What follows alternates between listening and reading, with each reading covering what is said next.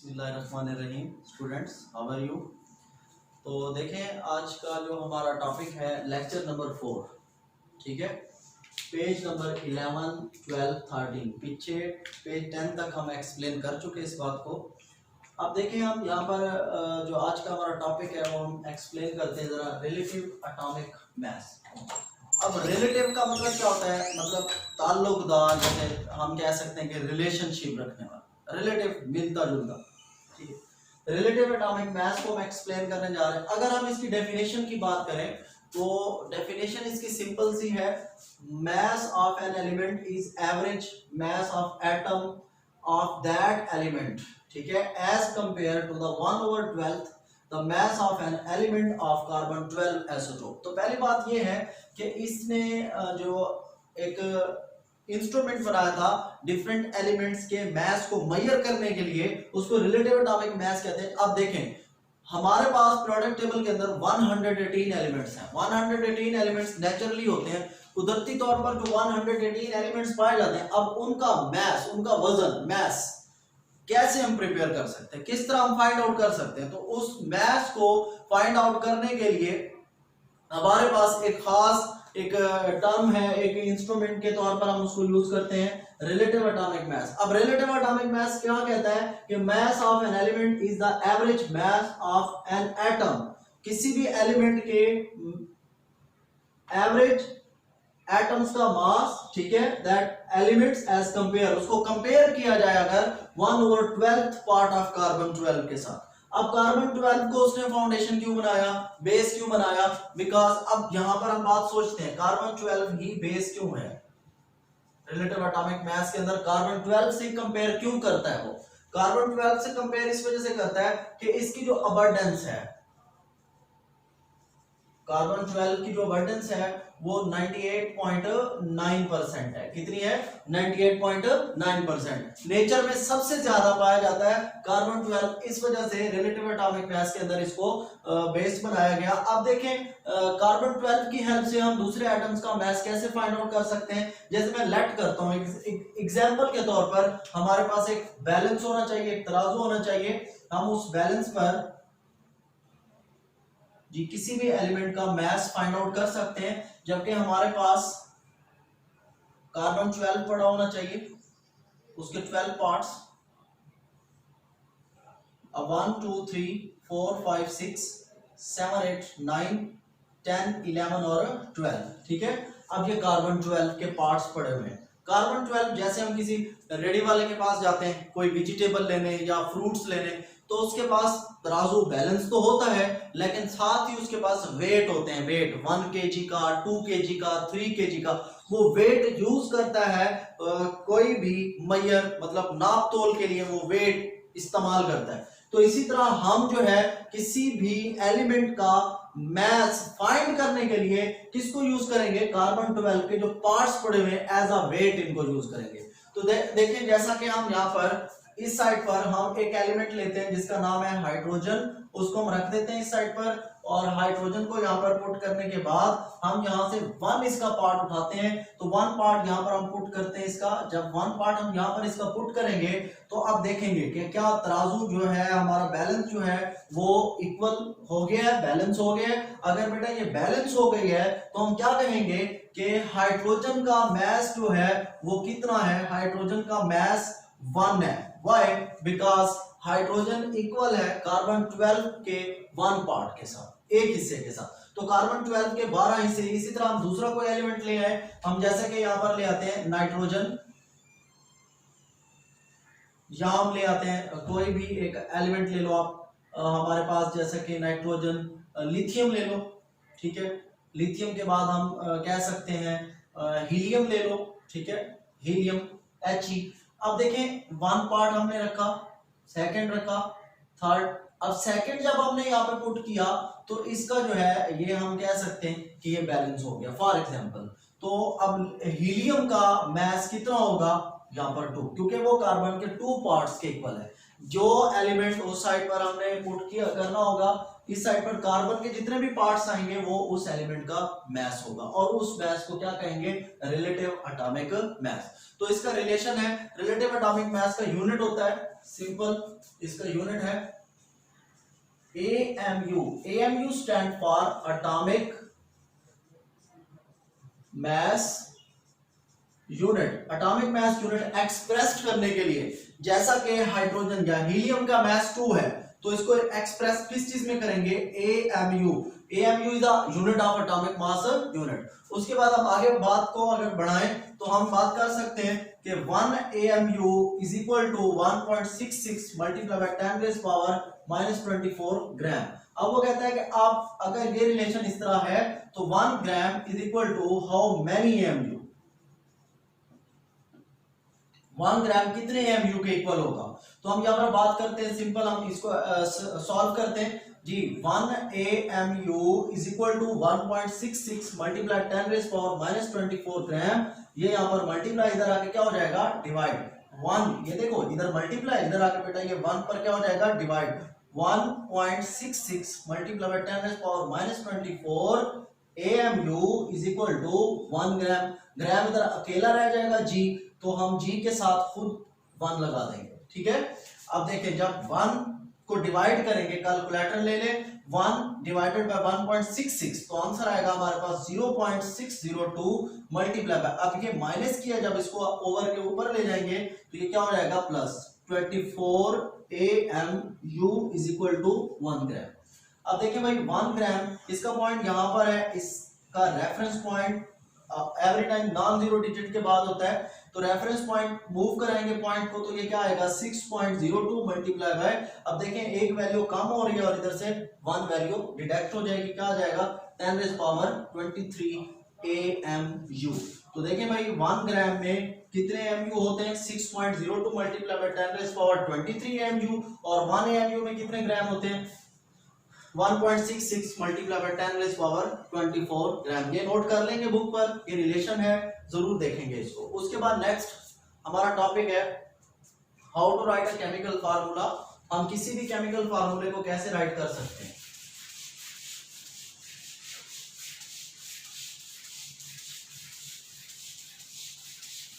तो केमिकल फार्मूले को राइट करने के जो स्टेप्स हैं हमारे पास वो 5 हैं। पहली बात तो ये है कि केमिकल फार्मूला जो होता है वो सिर्फ कंपाउंड्स का होता है। How to write a chemical formula. हम एक केमिकल फार्मूला कैसे लिख सकते हैं, केमिकल फार्मूले को लिखने का तरीका। बेटा पहली बात तो यह है कि केमिकल फार्मूला हमने पीछे टेबल में पढ़ा था कि केमिकल फार्मूला सिर्फ जस्ट कंपाउंड्स का ही होता है, मिक्सचर का कोई केमिकल फार्मूला नहीं होता। Compounds have chemical formula, mixture don't have chemical formula. तो हम सिंपल सी बात करते हैं, यहां पर हमारे पास compounds have chemical formula, compounds का केमिकल फार्मूला होता है, और हम उस फार्मूले को किस तरह राइट कर सकते हैं। तो उसका पॉइंट नंबर 1 हमारे पास जाएगा, we take a symbol of two elements। हमने दो एलिमेंट्स के सिंबल लेने हैं, right side by side, positive ion first and negative ion later. देखो मेरे बच्चों, हमने दो एलिमेंट्स के सिंबल लेने हैं, जो पॉजिटिव है उसको फर्स्ट राइट कर देना है राइट साइड पर, और जो सेकंड नेगेटिव है उसको लेटर बाद में, ठीक है। ये पहला पॉइंट बुक में लिखा हुआ है। उसके बाद सेकंड पॉइंट में हम बात करें इनकी वैलेंसीज को, ठीक है। इनकी वैलेंसीज को राइट टॉप कॉर्नर पर हमने रिप्रेजेंट करना है। What is the meaning of valency. Valency जो है, कोई भी एलिमेंट जितने इलेक्ट्रॉन लूज करता है या गेन करता है वैलेंस शेल के अंदर, उसको वैलेंसी कहते हैं, ठीक है। तो देखें Na ये 1 इलेक्ट्रॉन लूज करता है तो इसकी वैलेंसी 1 होगी, इसको सर्कल कर दें तो ये इसकी वैलेंसी हो गई। Cl की वैलेंसी 1 होती है, 1 गेन करता है तो ये इसकी वैलेंसी शो हो गई। इसी तरह वैलेंसीज को शो करने के बाद थर्ड पॉइंट के अंदर हमने क्या करना है, क्रॉस एक्सचेंज। क्रॉस एक्सचेंज में क्या होता है बेटा, देखें Na positive 1 and Cl negative 1। अब इनकी वैलेंसीज जो है वो लोअर राइट कॉर्नर पर क्रॉस करे, जैसे ज़रब करते हैं हम, इसकी वैलेंसी यहां पर आ जाएगी, इसकी यहां पर, तो इसको कहते हैं क्रॉस एक्सचेंज। ठीक है, उसके बाद पॉइंट नंबर 4 में हम डिस्कस करेंगे when element have same valency, जब दोनों सैंपल्स की वैलेंसी सेम होंगी तो वो क्या हो जाएंगे, offset, cut, cancel. Same valency क्या हो जाएगी, ऑफसेट, कैंसल। और डिफरेंट वैलेंसी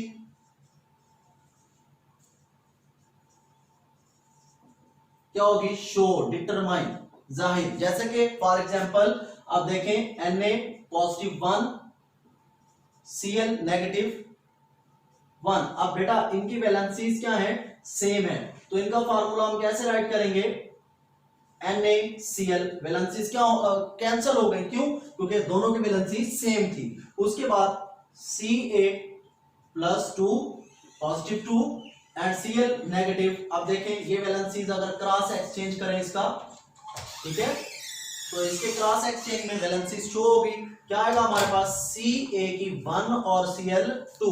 ठीक है, अब यहां पर हम 1 लिखते नहीं है, तो ये हमारे पास क्या बन गया फार्मूला, CaCl2। ठीक है, और यहां पर वैलेंसीज डिफरेंट थी तो हम शो कर रहे हैं, वो लिख रहे हैं, सिंपल। उसके बाद लास्ट पॉइंट है, लास्ट पॉइंट के अंदर हम बात करते हैं किसकी, रेडिकल की। एटम्स हैविंग अ चार्ज 2 और मोर एटम्स, 2 या 2 से ज्यादा एटम जब अपने ऊपर चार्ज रखेंगे तो हम उसको क्या कहेंगे बेटा, रेडिकल। क्या कहेंगे उसको, रेडिकल। जैसे इसकी एग्जांपल के अंदर हम बात करें, PO4 2 नेगेटिव, SO4 2 नेगेटिव। तो देखें सिंपल सी बात है, 2 और मोर एटम्स है, 2 या 2 से ज्यादा एटम्स अपने ऊपर क्या शो कर रहे हैं, चार्ज, तो उसको क्या कहेंगे, रेडिकल। ये हमारे पास how to write a chemical formula वाला लॉन्ग क्वेश्चन है, बहुत इंपॉर्टेंट लॉन्ग है, ये यहां तक कंप्लीट होगा। उसके बाद इसी के अंदर ही है significance of a chemical formula. तो केमिकल फार्मूले की सिग्निफिकेंस, तो देखिए बेटा हमने पहले पढ़ा था रिलेटिव एटॉमिक मास, यहां से उसकी डेफिनेशन है, यहां से लेकर यहां तक उसकी डेफिनेशन हाईलाइट करनी है आपने। Relative atomic mass of an element is लेकर सेम एटॉमिक नंबर तक, और फिर when we compare atomic masses of other elements, यहां से लेकर called atomic mass unit with symbol AMU तक। ये एटॉमिक मास यूनिट की डेफिनेशन है। नीचे ये relation mass of proton, mass of electron, mass of neutron, ये भी हाईलाइट करेंगे। फिर यहां पर लिखेंगे लॉन्ग क्वेश्चन। बेटा इस लॉन्ग में आपने 5 पॉइंट करने हैं, पहला, दूसरा, first, second, third, fourth and fifth. Fifth आपने यहां तक करना है, और ये इसके मैंने आपको हाईलाइट करके दिखाए हुए हैं, या आप अपनी बुक पे भी हाईलाइट कर लेंगे, मैंने बोर्ड पे आपको समझा दिया। उसके बाद हमारे पास यहाँ पर सिग्निफिकेंस ऑफ केमिकल फार्मूला अलग से लॉन्ग है। अगर आता है ना स्टेप्स ऑफ केमिकल फार्मूला, तो स्टेप में हम ये वाले पॉइंट्स लिखेंगे, स्टेप्स ऑफ केमिकल फार्मूला के अंदर, ये लॉन्ग है, इंपॉर्टेंट। उसके बाद अगर आता है सिग्निफिकेंस ऑफ केमिकल फार्मूला, तो सिग्निफिकेंस ऑफ केमिकल फार्मूला में हम ये फ्लावर वाले पॉइंट्स लिखेंगे। तरतीब से मैं आपको बता देता हूं कैसे। जैसा कि हमारे पास सेकंड टॉपिक है सिग्निफिकेंस ऑफ केमिकल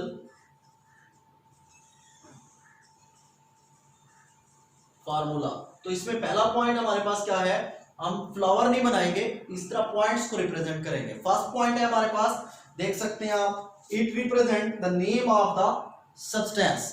ये रिप्रेजेंट करता है, रिप्रेजेंट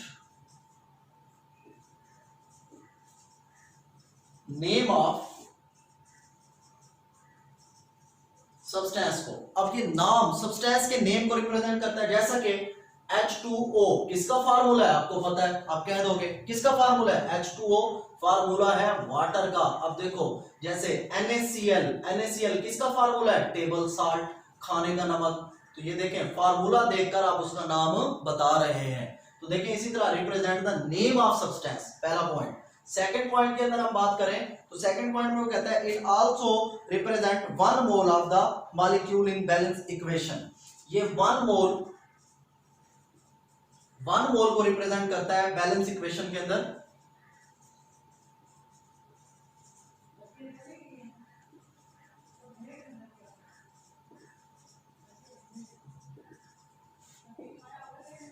थर्ड थर्ड पॉइंट की अगर हम बात करें तो तीसरे पॉइंट के अंदर है it is fact 1 mole of formula unit that compound. ये हमेशा 1 मोल होता है, 1 mole of, just 1 second,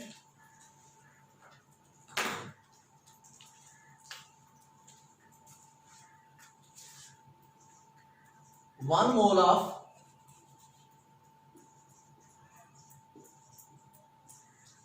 formula unit, ये एक फार्मूला यूनिट का 1 मोल होता है। Fourth point, it indicate mass of compound in AMU. ये कंपाउंड का मैस रिप्रेजेंट करता है बेटा किस चीज में, एएमयू या ग्राम। लास्ट पॉइंट, ठीक है, इस तरह आपने राइट करना होगा पेपर में भी।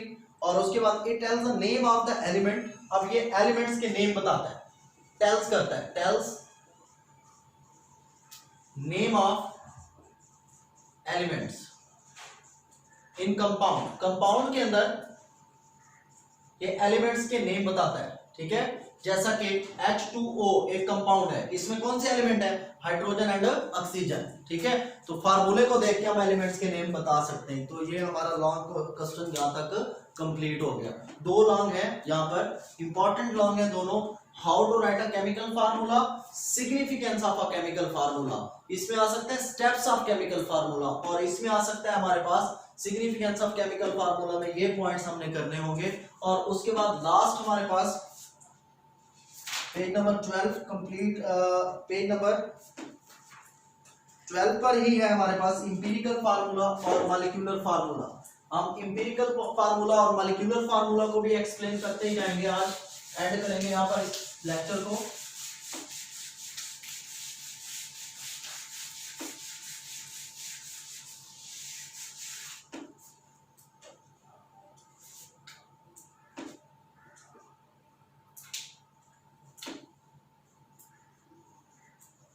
Empirical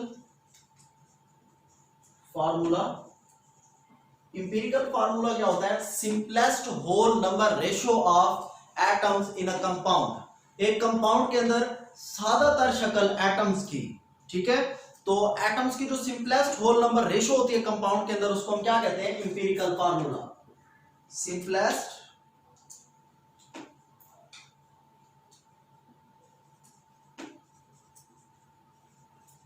whole number ratio of atoms in compounds और molecule is called empirical formula. अब हम बात करें फार्मूला यूनिट।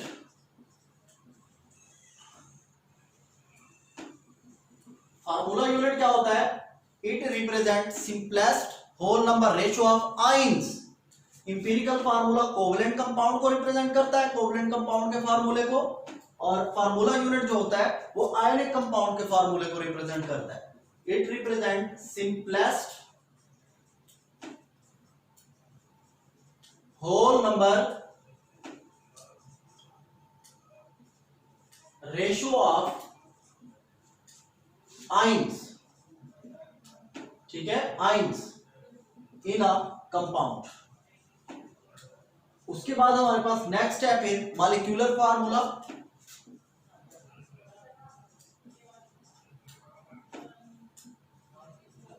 बेटा देखिए मॉलिक्यूलर फार्मूला क्या करता है, molecular formula represent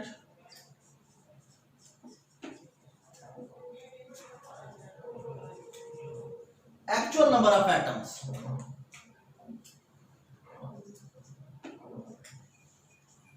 actual number of atoms in a compound, in a molecule। Actual number of atoms को जो चीज रिप्रेजेंट करती है, जो चीज डिटरमाइन करती है, शो करती है, उसको हम क्या कह सकते हैं, molecular formula. Molecular formula represented by, इसको हम रिप्रेजेंट कर सकते हैं, जैसा कि हम बात करते हैं molecular formula is equal to, इसको कैलकुलेट करने का method formula, molecular formula short term में लिखा है, molecular formula is equal to empirical formula whole की n। अब n किस चीज को रिप्रेजेंट कर रहा है? n is represent the number of atoms, number of atom को ये जाहिर कर रहा है। तो मॉलिक्यूलर फार्मूला को हम इस तरह जो है ड्राइव कर सकते हैं। तो ये हमारे पास आज का टॉपिक एंड हुआ, हाईलाइटिंग करा दूंगा। इंपीरिकल फार्मूला, फार्मूला यूनिट और मॉलिक्यूलर फार्मूला की डेफिनेशन सीखी, ये बुक पर देख सकते हो बेटा। हमारे पास है पहले इंपीरिकल फार्मूला। तो इंपीरिकल फार्मूला की definition, chemical formula are two types, the simplest type of formula is empirical formula, it is simplest whole number ratio of atoms present in compound, यहां तक। और ये फिर इसके नीचे एग्जांपल्स, ये एग्जांपल इसकी टू एग्जांपल्स गिवन है, इन दो में से कोई आपने एक करनी है। उसके बाद फार्मूला यूनिट की definition, it is defined as simplest whole number ratio of ions are present in the ionic compound, और नीचे फिर उसकी एग्जांपल, फॉर एग्जांपल से लेकर NaCl तक। ठीक है, डन हो गई बात। उसके बाद फिर नेक्स्ट देखें भाई, मॉलिक्यूलर फार्मूला। मॉलिक्यूलर फार्मूला की डेफिनेशन यहां से स्टार्ट हो रही है। Molecules are form by the combination of atom, these molecules are represented by molecular formula, it show the actual number of atoms of each element present in a molecule of that compound, यहां तक। फिर इसका formula आ जाएगा, molecular formula is equal to empirical formula whole की n, और नीचे फिर उसकी एग्जांपल। और ये टेबल आपने करनी होगी, table 1.6 compounds with their empirical and molecular formula. ये इंपॉर्टेंट शॉर्ट क्वेश्चन है, MCQ भी बनता है यहां से, ये टेबल भी आप हाईलाइट कर लेंगे। हाइड्रोजन परऑक्साइड का empirical formula, molecular formula, benzene का इंपीरिकल, मॉलिक्यूलर, ग्लूकोज का इंपीरिकल, मॉलिक्यूलर। यहां तक हमारा टॉपिक कंप्लीट। पेज नंबर 13 तक हमने आज चैप्टर नंबर 1 डिस्कस कर लिया है। नेक्स्ट लेक्चर में इसको आगे कैरी करेंगे। थैंक यू बेटा, अल्लाह हाफिज।